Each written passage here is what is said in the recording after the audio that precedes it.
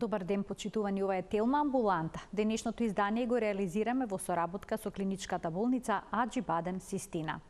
Јазлите на тироидната жлезда се почест наод, дали навистина ги има повеќе или пак повеќе се диагностицираат. Што е со лицата со Хашимотова болест? Развиваат ли тие почесто јазли на тироидната жлезда? Како се проценува дали јазолот е безопасен или бара следење, или во позадина стои нешто што бара биопсија или пак дури и операција? Колкав процент од јазлите се малигни?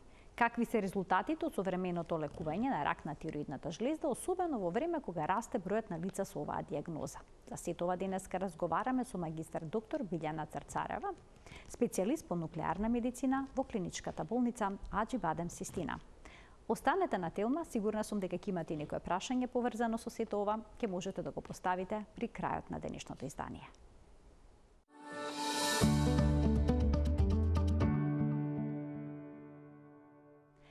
Дали секој јазол на тироидната жлезда значи болест? Ова прашање ќе го упатиме на денешната гостинка, магистар доктор Билјана Црцарева, специјалист по нуклеарна медицина во клиничката болница Аџи Бадем Систина. Докторке, добре ни дојдовте во Телма амбуланта. Добар ден. Ви благодарам на поканата. Се почесто можеме да слушнеме дека некој има диагноза јазол на тироидната жлезда. Зошто е тоа така? Дали повеќе ги има јазлите во споредба со порано? Или пак едноставно диагностичките техники се подобри, па сега и почесто ги откривате? Така. Виднаш би се согласила со вториот дел од вашето прашање, дека бројот на диагностицирани пациенти со јазли на тироидната жлезда се должи на техниките кои што во денешно време ги имаме, односно почестата инвестигација, односно патување од матичните лекари кон специјалистите за тироидна жлезда. Самите јазли представуваат морфолошко заболување или кондиција на тироидната жлезда, односно кога нешто во однос на незината структура се менува. Самите заболувања на тироидната жлезда или состојби се поделуваат во две големи групи: функционални, каде што спаѓаат заболувањата кои што се засегнати со хормоните на тироидната жлезда, во смисол дали таа лачи доволно хормони или недоволно, или пак со зголемена функција истата работи, а јазлите влегуваат во групата на морфолошките заболувања, односно кога самата структура претрпува некаква промена, во смисол или целата тироидна жлезда се зголемува, или пак на истата се појавуваат овие формации, кај народот познати како јазли, нодуси или чворови. Или чворови, така. Позната ли е точната причина зошто доаѓа до вакви промени во структурата на тироидната жлезда и појава на јазли? Так. Има ли тука некакво значење генетиката? Апсолутно генетиката е засегната, иако во нашата држава ова состојба е многу честа, односно нашата држава спаѓа во ендемски држави каде што заболувањата со тироидната жлезда се на највисоко ниво. Па прва од причините зашто се појавуваат тироидните чворови паѓа на ендемскиот проблем, а тоа е недостатокот на јод, кој што бил причина пред многу години. Од овој го почнувам самата прва причина за појавата на чворовите и го спомнувам јодот, бидејќи тоа било причина пред многу години, меѓутоа не е истата причина и сега. Го нагласуваме многу често, затоа што пациентите се уште мислат дека проблемите со тироидната жлезда настануваат како недостаток на јод, па многу често знаат да појдат во аптеките и да побараат јодни таблетки. Знаат многу често дома да направат своји народни препарати кои што содржат големо количество на јод и со тоа само да ја влошат состојбата. Значи, јодот бил причина пред години, меѓутоа, како национална стратегија во државата, одлучено еден препарат да се јодира и ние на тој начин да го внесуваме јодот и да го исклучиме како проблем за настанување на заболувањата на тироидната жлезда. Имаме јодирана сол. Имаме јодирана сол и силен апел секогаш упатуваме дека треба да се купува наша сол тука, значи македонска, која што е точно јодирана и која што поминала ни сите законски регулативи да излезе на пазарот со онолку микрограми на килограм телесна тежина, колку што навистина стратегијата одлучила да се јодира солта. Ние сме секогаш некако меракли да купиме се што е увозно и секогаш некако веруваме повеќе на она што е од страна, меѓутоа тоа не треба да се случува и со солта. Значи, она јодирана сол која што е од македонско производство, таа треба да влезе во секој дом, за да немаме никаков проблем со дефицитот на јодот. Тоа е една од причините за настанување на чворовите. Понатаму, заради таа ендемска проблематика, нормално наследниот фактор, односно ако нашите предци, најчесто по женска линија се наследува овој проблем, некој во фамилијата, значи од женската страна, имал, тогаш полесно се наследува и кај останатите членови, иако не смееме да ги пропуштиме тука и мажите, бидејќи се почесто ги гледаме и нив во нашите ординации. Ако пред некоја година соодносот маж-жена беше 1:10, сега веќе тоа е зголемено и скоро 3-4 мажи на секоја, значи 6-7 жена гледаме дека има проблем со тироидната жлезда. Значи тоа е наследниот фактор. Понатаму тука спаѓаат и чворовите кои што се создаваат како само преструктурирање на нормалното ткиво на тироидната жлезда. Значи самите клетки богато се напакуваат едни на други и ги формираат тие формации и последното може да биде и од непозната етиологија, зошто се појавила, може секако тука и надворешните фактори како зрачењето да бидат, кои што може да бидат едни од причинителите за појава на истите. Ке се навратам уште со едно прашање на јодот. Што доколку се претера со внесување на јодни препарати? Бидејќи повеќето луѓе во домашни услови си прават некои домашни препарати со оревчиња млади кои што ги ставаат во во ракија, најчесто или во мед, па тоа одстојува и тоа е препарат кој што е богат со јод. Во две насоки може да оди нарушувањето на функцијата. Најчесто е функционалното засегање тука. Едното, вишокот на јод, нема каде да отиде, бидејќи единствен орган кој што го абсорбира јодот и кој што од него понатаму создава хормони е тироидеата, така што јодот ќе се абсорбира на самата тироидна, односно на незините клетки на тироцитите и на тој начин ќе почне создавање на вишок на тироидни хормони. Па многу често пациентите развиваат хипертироза или зголемена функција на тироидната жлезда. Тоа е една и од најчестите можности за влошување на и онака да речеме, ако имале добра функција може да расипат, меѓутоа ако имале некаков проблем да го влошат. А втората насока е тој јод да ги блокира, ние нарекуваме така јодната пумпа. И тогаш тироцитите апсолутно да престанат да функционираат, односно да не создаваат хормони. Што значи тогаш веќе ќе завлезат во една состојба на хипотироза. За среќа почесто е од транзиторна состојба, значи ќе се излачи овој јод и можеби ќе се врати функцијата на тироцитите повторно. Меѓутоа сме имале случаи каде што комплетно се уништува, па дали е во хиперфаза или во хипо, на крај влегува во една хипотироза, односно намалена функција на тироидната жлезда. Значи, исклучително внимателни треба да бидат нашите гледачи со препаратите кои што содржат јод во себе. Да. Кога станува збор за јазлите на тироидната жлезда, дали тие почесто се забележуваат кај пациенти кои што имаат Хашимотова болест, односно автоимуна болест која што е насочена кон штитната жлезда? Така. Него спомнавме и Хашимотото како еден од овие заболувања или состојби на тироидната жлезда, кои што исто така најчесто спаѓа во функционалните заболувања. За среќа Хашимотото знае да биде и долги години еутироиден. Тоа што значи да во позадина пациентот има покачени тироидни антитела, меѓутоа организмот и самата жлезда добро се носат со целата таа состојба, па хормоните се уште си се во добри граници, мирни и нема потреба од никакво лекување. Кај пациентите со Хашимото, самата структура на тироидната жлезда е многу типичен. Многу често знаеме да се нашалиме и да кажеме дека изгледа како швајцарско сирење. Односно, самиот паренхим е растресит и со црни дупки или флеки, уште ние ги нарекуваме, во кои што потенцијално понатаму може да се развијат јазли или чворови, и заради тоа некако сме многу предпазливи. Во последниве години пак сега да не звучи за пациентите застрашувачки. Кај овие пациенти со Хашимотов тироидит и кај појавата на јазли почесто го гледаме тироидниот канцер, меѓутоа не е па правило дека кај сите пациенти со Хашимотов тироидит и кај сите кои што има по некој јазел ќе се појави карцином. Така да тука да знаат да ги охрабриме дека не треба да се секираат, меѓутоа дека треба да се прават контроли затоа што поподлежни се за појава на овие нодуси. Како се одлучува дали јазолот кој што ќе го диагностицирате на тироидната жлеза само ќе го следите или ќе биде потребна некоја дополнителна анализа? Така. Односно, колкав дел од нив се малигни Така. И дали тоа може да го видите на ехо? Добар ехографист, односно искусните тироидолози кои што со години работиме проблематика со тироидната жлезда, уште на самото ставање на сондата, односно на ехот, правејќи го ехото, имаме карактеристични знаци кои што може да ни укажат дека тој јазал оди во насока на малигнен јазал. Тука е најчесто јазалот кога е појавен кон површината на самата жлезда, значи кон капсулата на предните партии, кога самите ивици се нерамни и кога во самите јазли наоѓаме калцификати. Значи тоа се трите типични знаци кои што сугерира дека треба да сме попредпазливи.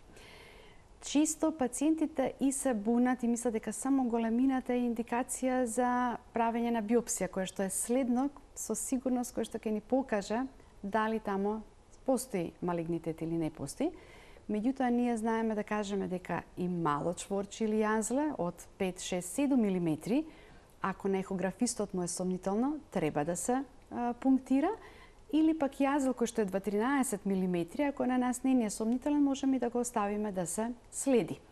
Постоеше до пред некоја година едно правило кое што го следевме, до 10 мм да не пунктираме, меѓутоа сега веќе тие критериуми малку ги сменивме, па ако е сомнителен јазлот и на помали димензии знаеме да го биопсираме, а ако е тој обичен јазел кој што нас ни вели дека ништо тамо, нели ехографски не очекуваме да се случи, може и за милиметар-два да го оставиме, да го следиме на поскорешни контроли. Што значи следењето? Што анализирате? Дали расте, дали е менува? Најчесто е растот и менувањето на самата структура. Што значи расте? Раст значи дека ако првата контрола ја ставиме за отприлика 4 месеци, дека барем ако тој бил, да речеме, 10 мм, треба да има некој 40 до 50% пораст. Значи веќе 14-15 мм индикатор дека тамо нешто се случува. Значи 1 милиметар не е... Па 1 милиметар е многу често статистичка грешка на раката на ехографистот. Значи може да дојдете кај мене јас да го измерам 10 мм, да влезете во амбулантата на мојата колешка, таа да го измери 11 мм. Значи тоа се варијации во мерките. Меѓутоа, ако истиот го следи ист лекар и ако веќе има промена од 4-5 мм, зборувам за ово јазле од најмалата димензија, тогаш веќе индикатор дека треба да продолжиме со исследувањата.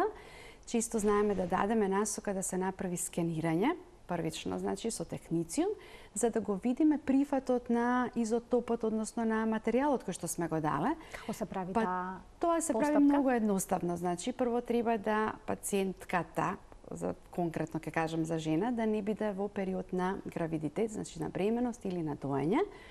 За доењето, ако е апсолутна индикација скенот, тогаш знаеме и да дадеме насоки да 24 часа немаме доење.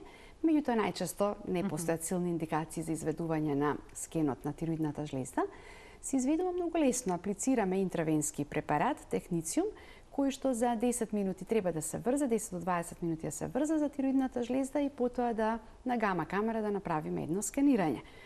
Брзо оди скенирањето, отприлика 10 минути во една релаксирачка положба, тоа не е затворен систем на гама камера каде што пациентите непријатно се чувствуваат, него е отворено, се скенира и во зависност од тоа како е прифатен препаратот. Значи, карактеристични се тие ладни јазли, каде што немаме прифат на самиот материјал и тогаш велиме таму имаме невиабилни клетки, значи нешто таму се случува и треба да се пристапи кон следен чекор. Тоа е или биопсирање или изработка на еден тумор маркер кој што последниве години многу често го форсираме, тоа е тиреоглобулинот, кој што е орган специфичен тумор маркер, што значи ако биде покачен, ни да е индикатор дека стриктно се случува нешто во тироидната жлезда. Може да биде тој покачен и само доколку има јазли бенигни? Апсолутно се случува многу често да тој биде покачен, бидејќи тој во природата, значи кога пациентот, како и сите ние, кога нема извадено тироидна жлезда, значи кога нема операција на тироидејата,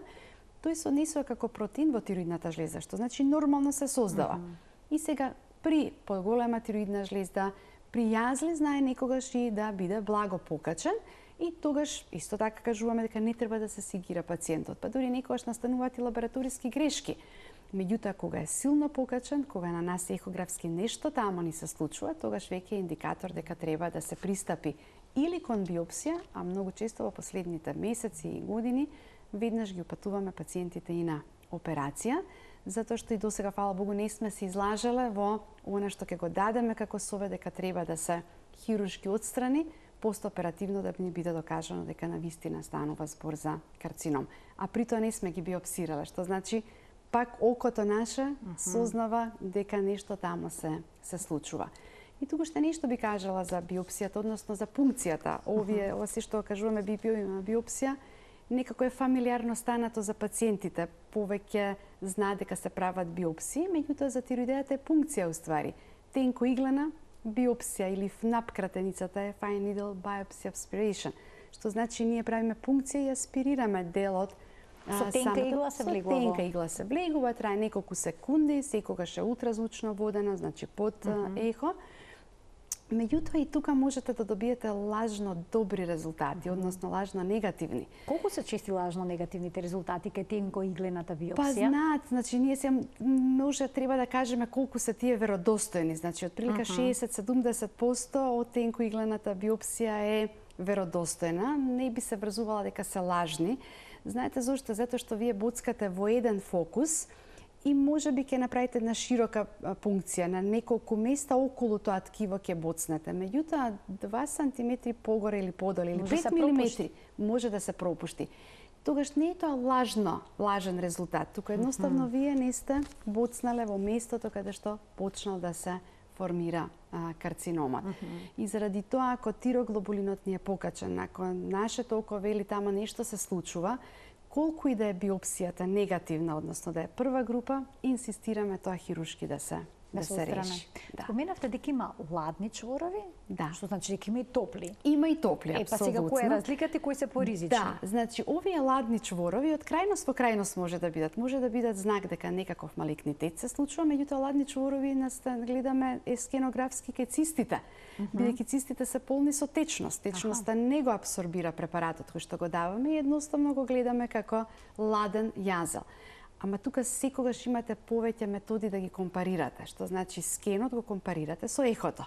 Па ако ехографски сте виделе дека ви е циста, јасно ќе ви биде дека ладниот скен се должи на цистичната промена што е внатре во самиот јазел, а топли јазли се секогаш оние кои што функционираат повеќе од што треба. Што значи најчесто аденомите или така наречените афти, тоа се автономните аденоми кај тироидната жлезда, знаат да дадат топли јазли, односно јазли од кои што директно се излачуваат тироидните хормони. И затоа тие влегуваат пациенти всушност во хипертироза. Апсолутно. И се зголемуваат нивоата на тироидната жлезда. И ние така ги диагностицираме лабораториски прво, гледаме дека има знаци за хипертироза, пациентот има симптоматологија, меѓутоа матичниот лекар може да не направил и најчесто не прават тие ултразвучен преглед, па ги испраќаат кај специјалистите и тогаш кога ќе се стави ехографската сонда се гледа дека станува збор за аденом на тироидната жлезда, односно топол јазел скенографски.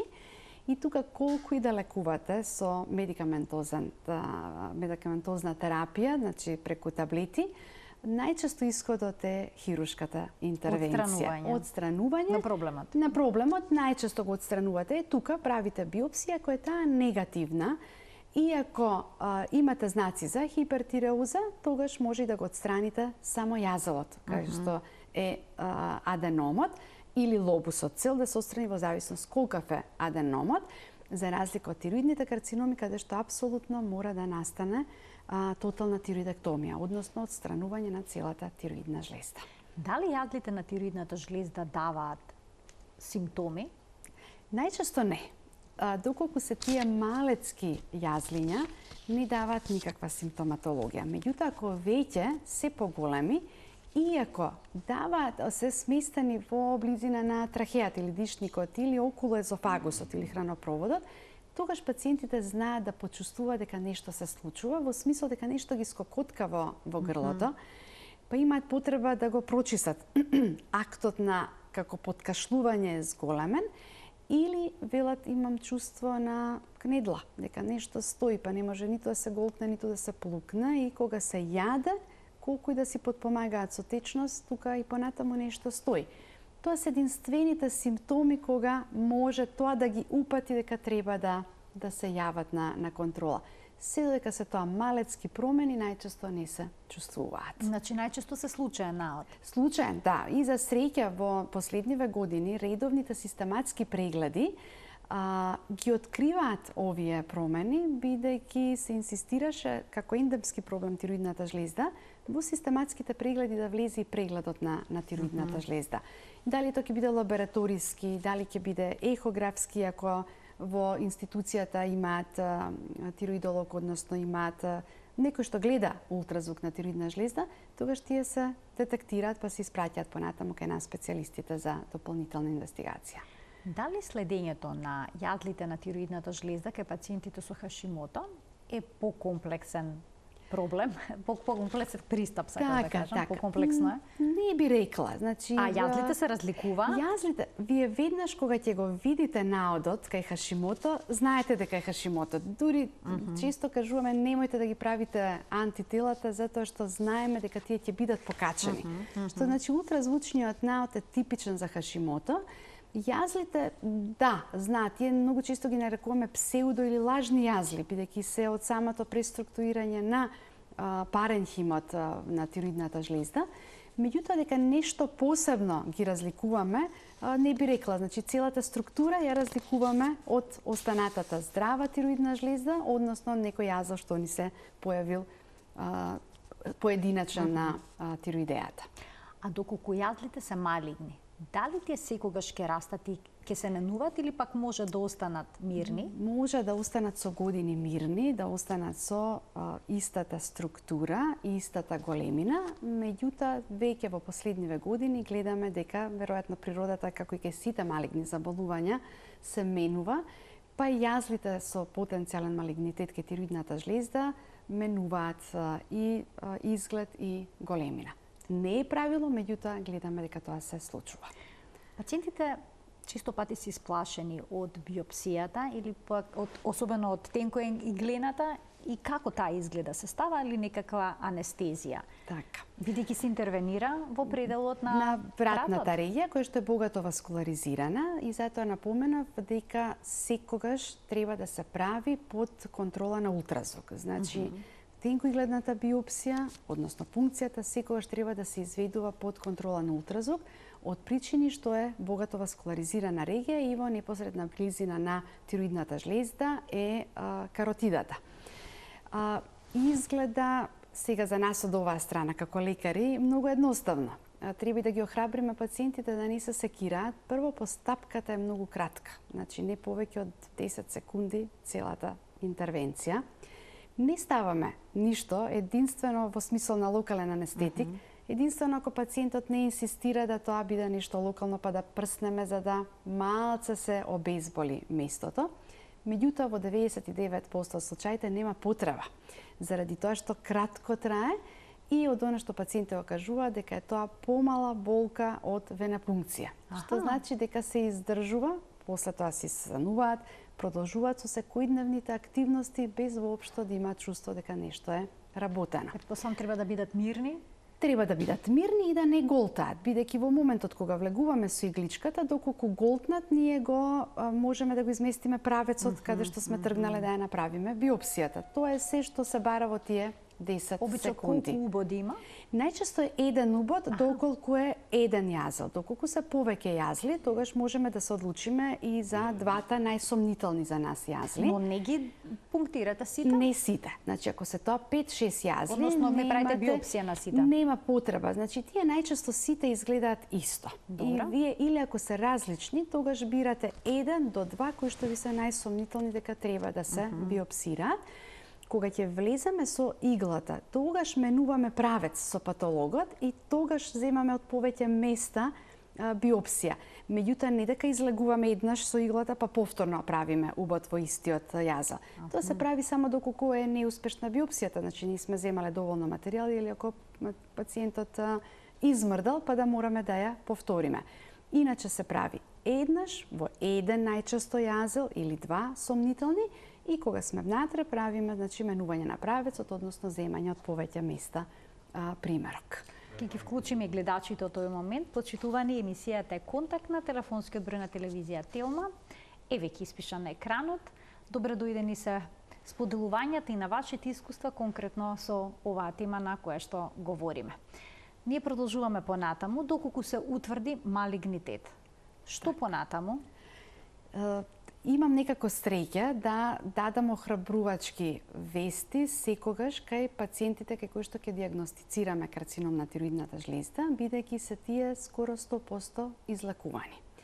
Постојат неколку типови на карциноми на тироидната жлезда. За среќа над 80% се папиларни, односно папилофоликуларни или фоликуларни, кои што се наједноставни за третирање и скоро никогаш не даваат далечно дисеминирање, односно метастазирање. Следните се веќе медуларниот, кој што е најчесто фамилиарно наследен, за среќа многу редок, и анапластичниот уште поредок, кој што се појавува на ниво на Република Македонија не повеќе од 4 до 5 случаи годишно. За тој анапластичниот воопшто не сакам ни да зборувам, затоа што не сакам да ги обесхрабруваме пациентите за тој тип на карциноми, а овие што се најчестите од сите тие, значи околу 80-90% кои што отпаѓаат, се излекуваат со тотална тироидектомија, значи тотално отстранување на тироидната жлезда. Тотално отстранување на жлездата целосно и доколку на ехо видиме ситни жлездички кои што се појавиле во близина на тироидната жлезда, знаеме на хирургот да му дадеме совет да направи лимфаденектомија, значи да ги отстрани и лимфните жлезди околу тироидната жлезда. Тоа е најчесто, велиме, локално дисеминирање, што не значи дека секогаш ќе бидат позитивни жлездичките после операција. Многу често тие се негативни, значи ништо нема од малигни клетки во самите жлездички, меѓутоа за секој случај се отстранети од страна на хирургот. Добар хирург решава 99,99% од проблемот, што значи тие се веќе за нас излекувани. Следниот чекор повторно е кај нас, односно третманот со радиоактивен јод, доколку постои индикација за следен чекор за лекување. Докторке, за радиоактивниот јод, виднаш по прашањата на гледачите. Добар ден за првиот од нив. Добар ден. Повелете во програма сте. Поздрав во студиото и до докторката. Ви благодарам. Првото прашање ми е, имам две прашања всушност. Првото прашање ми е до докторката дали еднаш годишно одење на преглед на ехо, ако е се во ред, е сосема доволно. Мислам да не се форсира повеќе од една година. И второто прашање ми е малку надвор од темава, ама сигурно докторкава ќе ме одговори. Ќерка ми е веќе 13 години, на 34 годишна возраст, со Хашимото. Дозата постојано ја зголемуваме, сега моментално има 6 дена стотка и во недела 150 мг. Пред 2 недели имавме резултат на ТСХ 8, сега имаме после 2 недели 6. Првото прашање ми е, кое е најсоодветно време за мерење на ТСХ исправно, правилно? И второ, дали теоријата дека мора да се запази 2,5 вредност на ТСХ е основно мерило за бременост или имале случаи кога и со повисока вредност можеле децата да останат бремени? Благодарам многу што ме послушате. Само има уште едно прашање, докторката. Прашање дали во моментот вашата ќерка е бремена? Не, не е бремена. Во моментот не е бремена. Не е бремена, добро. Ви благодарам за вклучувањето во програма, имаме неколку интересни прашања, повелете. Првото прашање беше дали доколку е се во ред е сосема доволно еднаш годишно, апсолутно. Значи дури и може да се скокне. Значи ако се било во ред претходната година во смисол на ехографски наот уреден, лабораторија сосема мирна и уредна, дури може да се скокне и да се одложи на подолг период од една година, доколку немаме никаква симптоматологија која што ќе поврземе со тироидната жлезда.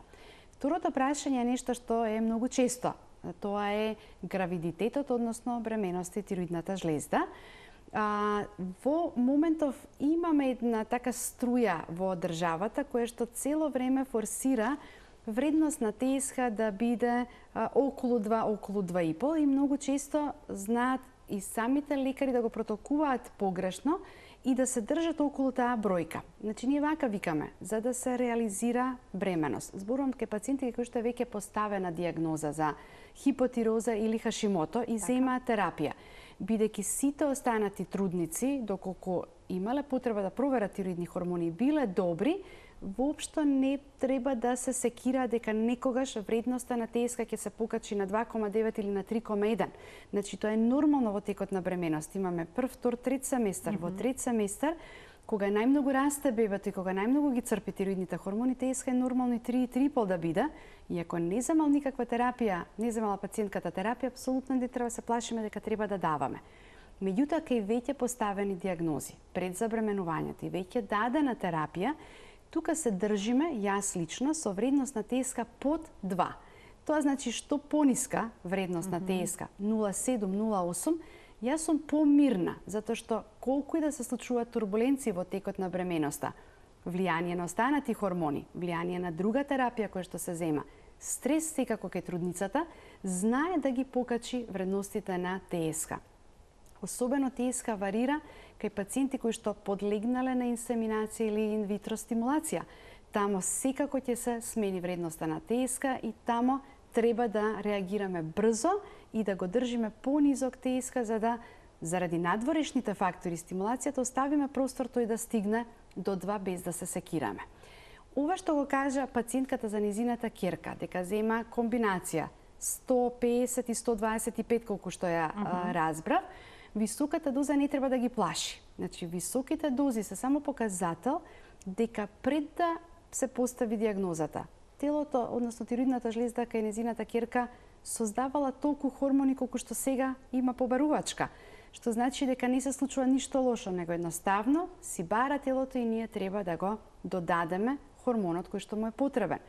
Тоа што пред 2 недели била 8 ТСК, сега е 6. И тоа за мене е премногу често контролирање. Значи, повторно од страна добиваме многу резултати каде што се форсира проверување на ТСК на неделно ниво, на двонеделно ниво, апсолутно погрешно, затоа што оската помеѓу тироидната жлезда и хипофизата се откочува, ние така кажуваме, најрано за 4 до 8 недели. Ако вие проверувате секој ден, така ќе биде различен резултатот и лош, условно лош, значи блиску до на вредност која што била 8, за да они очекуваат некаква промена во вредноста лабораториска, треба да помине најмалце 4-6 недели. Сега, ако нема бременост, дури и 2 месеци да се почека, ќе биде одличен период. Ако има бременост, тогаш веќе даваме на месечно ниво да се проверуваат. Меѓутоа, никако на неделно или на двонеделно ниво. Уште некој прашање беше во смисол дали треба да се која доза беше да се дава на највисока, не ја разбрав, само уште еднаш пациентката. Не повеќе на линија. Толку, она не повеќе. Добро. Значи апелот ќе биде да не се секира дека дозата треба да се зголеми. Так. Значи тоа е возраста е таа, претпоставувам ако нема реализирано бременост дека се подготвуваат за бременост, меѓутоа да не се секираат и да не се плашат од повисоки дози. Значи може кога е вакво нивото на ТСК уште повеќе да се зголеми да се даде. И тоа друго хормон. значи треба да бидат храбри колегите. Јас знам дека моите колеги кои што се специјалисти за тироидна жлезда, ние сме 30-тина, се познаваме кои сме, на ист начин третираме. Меѓутоа, кога веќе друг ќе се нафати да лекува, дневно коригирање, значи ако пил пациентот секој ден 125 и сега имате ТСК 8, еднаш ако му дадете 150, ништо не сте направиле. Значи треба храброст да се зголеми убаво дозата, па во случај повеќе да сте дале, потоа ќе коригирате со намалување. Но не едноставно ако пациентот отиде во хипер. Апсолутно, и тука треба да внимаваме. Да. И сега и тука постои една дилема. Ретко кога од хипо во хипер преоѓаат пациентите. Оди во хипер затоа што е предозиран. Значи, ние, како лекари, сме дале повеќе терапија од што треба и тогаш само ја намалуваме дозата. Ако е влезен вистински во хипер, тогаш на секоја наредна контрола, како ние намалуваме дозата, тој се уште ќе останува во хипер, тогаш се исклучува, па се чека да се исчисти од терапијата што сме давали и да видиме во која насока понатаму. Така, значи тоа е веќе предозираност. Да. Ќе вклучиме уште еден гледач. Добар ден. Добив знак дека имаме уште еден гледач на линија. Еве, можно за него се вклучи. Добар ден, повелете во програма сте. Добар ден. Добар ден. Поздрав имате од Охрид. Ви благодарам. Имате и поздрав од нас. До докторката и до вас, убавата водителка. Ви благодарам. Би сакала да ја прашам докторката. Пред известно време бев на ехо на кардиолог, покрај другото што ме прегледуваше срцето и каротидите и тоа, ми кажа дека ми е тироидната жлезда мала, меѓутоа биохемиските резултати беа во ред. Така. Лачењето на жлездата е во ред. Сепак вие сте загрижена. Некоја грижа тоа. Да, зошто тироидната жлезда е мала, тоа ви е прашањето, тоа ви измачува. Да. Така, ви благодарам за вклучувањето во програма. Повелете, докторке. Се додека жлездата функционира одлично, се додека лабораторијата е добра, нема простор за секирање за помала тироидна жлезда. Значи, едноставно, таа е со таков развој, значи со толкава нејзина големина, меѓутоа добра мокност, така да не треба пациентката да се секира. Но за секој случај годишните контроли, а сега кај оваа пациентка, значи годишните контроли се добри да се прават. Доколку нас не прашате како лекари повеќе сакаме мали жлезди отколку голема жлезда, односно гуша. Значи тоа е онаа струма позната или гуша во која што пред години заради недостатокот на јод се формирала. Имаше гушавост. Гушавост, така да тоа веќе за среќа искоренато и скоро и да не ни гледаме такви пациенти, така што е многу подобро да имаме мала жлезда која што е добра во незината функција, отколку да имаме големи гуши кои што се афункционални. Пред да го вклучиме следниот гледач, само би сакала да прашам колку треба да биде оптимално нивото на ТСХ, односно на тиреостимулирачкиот хормон, хормонот од хипофизата, што ја регулира функцијата на тироидната жлезда. И тука возраст има многу голема улога и кондициите во моментот на пациентот. Референтните вредности би се врзала со оние што се во нашата лабораторија во Аџи-Бадем Систина, тие се со долна граница од 0,27 до 4,2, во некои лаборатории до 4,5. Кога станува збор за детска возраст, веќе значи влезени деца во пубертет, па се негдека до гравидитетот и поминувањето на гравидитетот, пак се тоа млади индивидуи, да земеме некоја граница од 45 до 50 годишна возраст, сакаме да не биде на горна граница, значи да биде околу оваа 2,5 што ја кажуваме, па и 3 нека биде на прва контрола. Тие може да се моментални во тој период измерени вредности. Ке дадеме контрола за 6 месеци и гледаме дека ќе добиеме после 6 месеци 1,9 ТСК. Тоа ни укажува дека е сосема добра. Меѓутоа, ако ТСК кај оваа група на пациенти надмине 3,5, 3,9, па на следна контрола веќе го гледате над 4, иако е вредноста до 4,2, да кажеме граница, веќе сте сигурни дека тамо ќе треба да се почне со субституција со тироидни хормони, бидејќи постепеното покачување на ТСК е знак дека жлездата постепено почна да биде и мрзлива. А што е со мој субклинички тироиди? Субклиничката, ТСК до 9, до 10, да се толерира? Тие веќе правила како некако да ги исклучивме, односно ги толерираме само кај повозрастната категорија. Значи тоа се веќе возрастни пациенти над 70 годишна возраст, па особено ако имаме и некој пациент што ни е залегнат, тамо не ни треба стимулација на метаболизмот и толерираме и до 8 ТСК со тоа што повторно контролираме, бидејќи ризикот да го поместите метаболизмот на шеќерите и на мастите е силен предизвик тука. Така да за месец повторно гледаме дали таа 8 останува или продолжува да расте и проценувате дали треба да се започне. Субклинички значи дека пациентот и нема симптоматологија, туку дека е само лабораториски докажана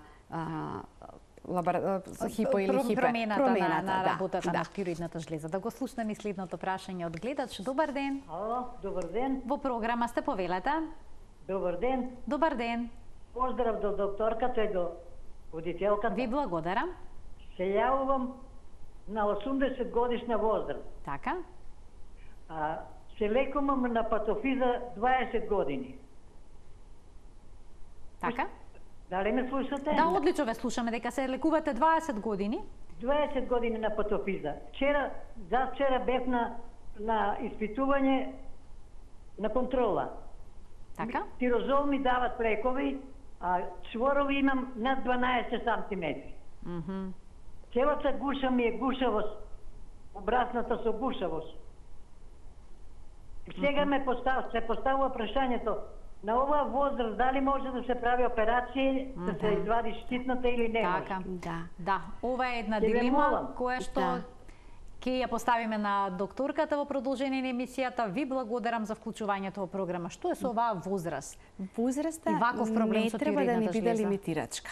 Значи, ако пациентката е во добра кондиција, а ја слушаме вака телефонски дека Звучи добро. звучи добро, а 12 сантиметри е нешто што е многу големо. Тоа значи дека во моментов, ако нема никаков проблем пациентката, не знаете во кој момент може да има проблем со трахејата, дишникот или со езофагусот. Така да овдека на ваа големина, на ако 12 милиметри само да не е прочитано, а да е сватено 12 сантиметри, пошто е тоа страшно голема промена, постои апсолутна индикација за оперативно Да, и лекување. спомена дека има многу И чворови. многу дека се, да. Значи не треба, ако таа добро се чувствува, ако нема никакви проблеми кардиолошки, не треба годините да бидат лимитирачки и треба да си се пристапи кон Сложена е таа операција? Ако ги прашате хирурзите, секако ќе ви кажа дека тоа спаѓа во групата на захтевни интервенции од причини што е богато васкуларизирана регија. Да, многу крвни садови Многу има таму. крвни садови се. Во нашата болница веќе подолг период се работи оперирање со неуромониторинг, што ја прави комплетно безбедна Така. интервенцијата и така сега ние од оваа страна кажуваме дека е тоа едноставно, повторно хирурзите нели нормално, тие се тие кои што го држат животот во своји раце, може да кажа дека како секоја интервенција нели е сложена, меѓутоа со воведувањето на неуромониторингот апсолутно влегува во безбедна минимална. Ќе биде интересно да направиме една емисија и на таа тема со васкуларен хирург. Не, Сограден. Тоа се соградните хирурзи од кај нас, да. Хирург за градна Да, хирургија. да. Ќе вклучиме уште еден гледач. Добар ден.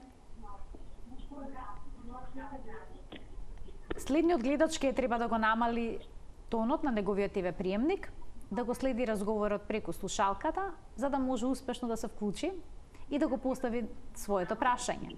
Добар ден уште една за него. Уште една можност. Добар ден. Мислам дека не се... Добро, се исклучи. Ние продолжуваме, се извинувам понатаму. Споминавте дека пациентите кои што ќе бидат оперирани од карцином на тироидна жлезда, потоа примаат радиоактивен јод. Каква терапија е тоа? Тироидните карциноми, овие што се од папиларен тип и фоликуларен или мешаниот, не се кандидати за примање на хемотерапија или зрачна терапија. Значи, тие воопшто не влегуваат во неонколошки третман, туку за нивно дефинитивно излекување даваме терапија со радиоактивен јод. Тоа е нешто што е едноставно, нешто што не дава никакви последици во однос на здравјето на пациентот. Ова го кажувам бидејќи првото прашање кое ќе им кажеме дека треба да ја прима таа радиоактивна капсула е дали нешто ќе ми се случи, дали ќе се озрачи целото тело, дали ќе падне косата, која што секогаш е нели поврзана со хемотерапиите. Не, нема ништо да се случи. Хоспитализација треба да постои од 2 дена најчесто, доколку тоа се поголеми дози на радиоактивен јод, бидејќи тука се разликува начинот на третирање. Прво, доколку е многу мала лезијата во која што е најден карциномот, значи станува збор за лезија од 3, 4 или 5 милиметри и е само единачна, тогаш се одлучуваме и на следење, него ни даваме јодот, бидејќи е многу мала промената. Меѓутоа, ако постојат неколку лезиички со овие димензии, тогаш веќе се одлучуваме на апликација на радиоактивниот јод, а апсолутна апликација на радиоактивен јод кој што веќе е и над 50 миликири доза, која што е веќе поголема доза, ја даваме ке лезии кои што се со димензии од 10 милиметри па нагоре. 2 дена е хоспитализацијата, не толку за самиот пациент, ние ќе го мониторираме него во болнички услови.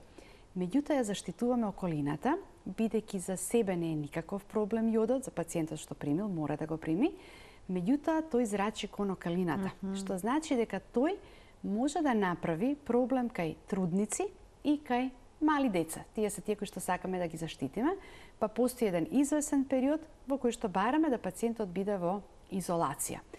и тоа е само превентивна изолација заради Колку време околината. трае таа изолација? Се зависи повторно од Од дозата што ќе ја количината. дадете. Доколку тоа некоја стандардна доза, да речеме од 100 миликири, најмалце се 2 до 3 недели, а во зависност од мерењето кое што ќе го направите кога ќе се врати пациентот со изведување на јодниот скен, некогаш знаете и повеќе да ја продолжите.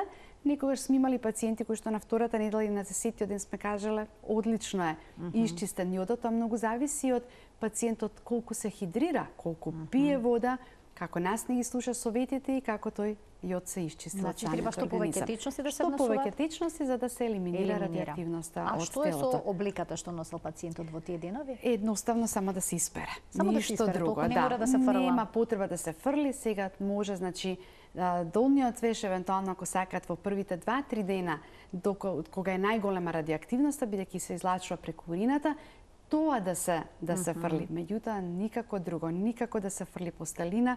Сме слушале до горење на душеците каде што спијат пациентите, до префарбување, кречење на просториите каде што тие биле, седеле, престојувале. Ништо тоа не е потребно. Значи, само е потребно да се испере облеката која што во тие денови се носи. Ништо повеќе. Има ли вистина дека расте бројот на лица кои што имаат карцином на тироидната жлезда? Повторно првото прашање, дали бројот на јазлите се зголемува или диагностиката е тука таа која што ни помага. За жал расте. И Македонија го следи трендот на пораст на бројот на лица со диагностициран тироиден карцином. Може да е природата, меѓутоа може да е и она првична навремена диагностика. Се смета и кај нас во нашите услови дека негдека од 6 до 8 случаи на 100.000 жители доаѓаат, па прилика последните информации до 22 година, 23 кога е затворен бројот на изброени пациенти, тој изнесува негдека околу 160-170 пациенти на годишно ниво со диагностициран тироиден карцином, што е повеќе од претходните години кога тој е било околу 120-140. Меѓутоа, пак се ова информации кои што најчесто како точни ги дава Министерството. Ние можеме да го кажеме она што го презентираме на нашите состаноци, односно состаноците на кои што одиме на европските или светските. Меѓутоа, се зголемува бројот и Македонија го следи трендот на зголемување на тироидниот карцином. Меѓутоа, без никаква паника, за среќа е добро излечив и камо сите да беа малигноми како малигномите на тироидната жлезда. Докторке, ви благодарам многу за вашето денешно гостување во Телма амбуланта. Ви благодарам уште еднаш на поканата. Се надевам дека повторно ќе бидете наша гостинка. Ви благодарам. Почитувани, ова беше се во денешното издание на оваа емисија. Ви посакувам пријатен ден.